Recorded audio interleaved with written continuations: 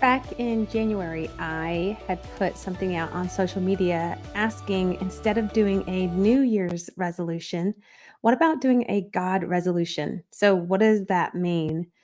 Instead of what do I want to do for this next year, I want to know what is God calling me to do? Well, if any of you have ever done that before, that's a scary prayer when you start saying, God, what are you calling me to do?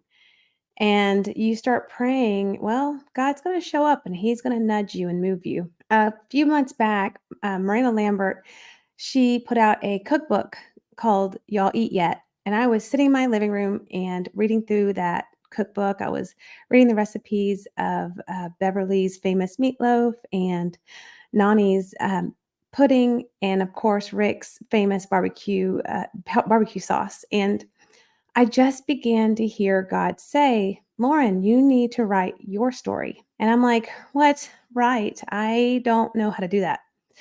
And I just prayed about it and kept praying on it. And the next day, I kept feeling God nudging me, Lauren, write your story. But God, I don't have the time. I am a mom. I work full time.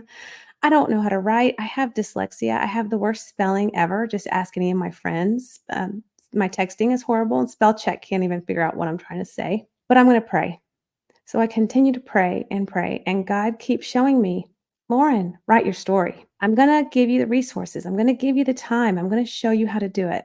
So I was like, all right, God, I'll start writing. So I began writing and just writing down the facts, writing down everything I can remember. And of course, God gave me all kinds of things. I had a whole box in my closet that I didn't realize I had. It was actually in my garage of my mom's old journals where she had written um, details of everything that had happened in my childhood.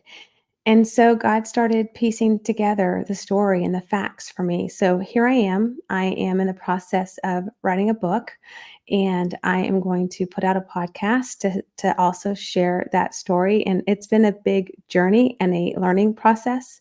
And so I hope you come along with me. And as I learn, you can help me and help me grow.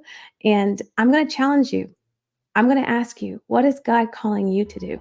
Even if you don't have the time, if you don't have the money, if you don't have the resources, if you don't know how to do it, pray about it and see what God does in your life.